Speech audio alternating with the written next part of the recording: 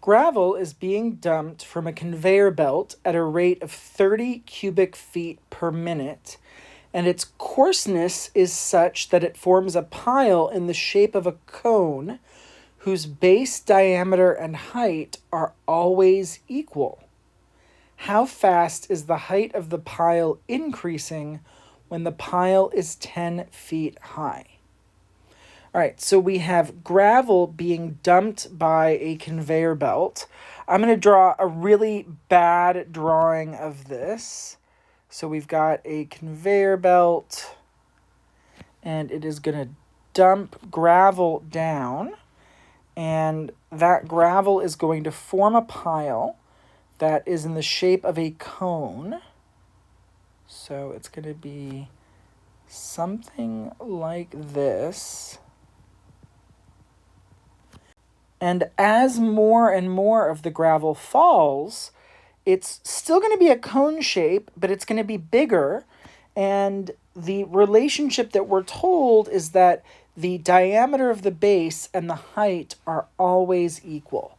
So the height is always equal to the diameter of the base, which makes sense. As this cone is getting bigger, it's not just the height that's getting bigger, but the width is also going to end up getting bigger as well in proportion. So we are dealing with volume, so we clearly need the volume of this cone, and the formula of the volume of a cone is 1/3 pi r squared h, where r is the radius and h is the height. Now, we've got an issue here. The volume is given as a function of two different variables, the radius and the height. And when we're differentiating all of this, we only want to have to deal with one of the variables, because if we keep both of these in here, then we're going to have dr over dt and dh over dt. We're going to have even more rates of change, and we don't know all of those. So we need to do something here to make things a little bit simpler. Now, luckily, we have a relationship between the diameter and the height, so we can use that to get rid of one of these variables, but we need to figure out which variable to get rid of, which is an interesting question. If we look at the problem, the thing they're asking us to find is how fast is the height of the pile increasing. That's dh over dt. So we're going to need dh over dt in our answer. That means that we want to get rid of the variable r so that we don't have dr over dt. Basically, we need to write r in terms of h so that we can eliminate that variable and just have this be a function of h. Now we're told that the diameter and height are always equal. So we're told that the diameter is equal to the height. We know the diameter is twice the radius, so this is the same as 2r equals h.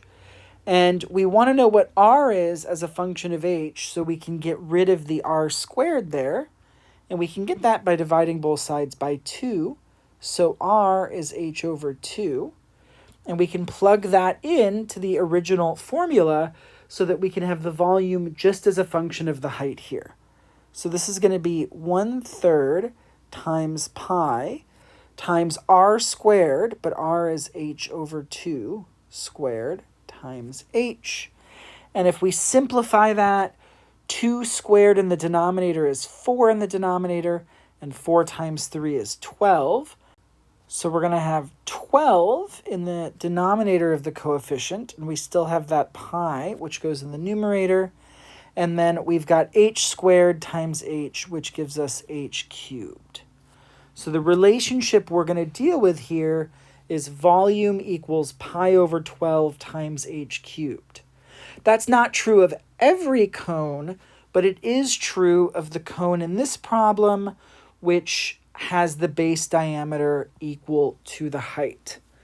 Now that we have this relationship, we can use implicit differentiation, and we can differentiate both sides with respect to t.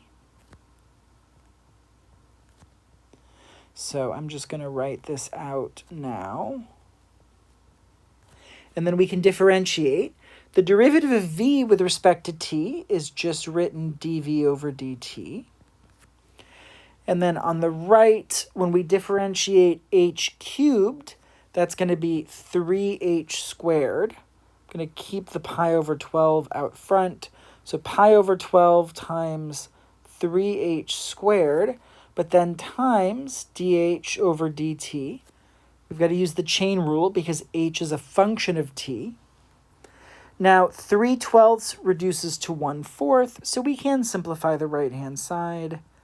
When we do that, that gives us pi over 4 times h squared times dh over dt.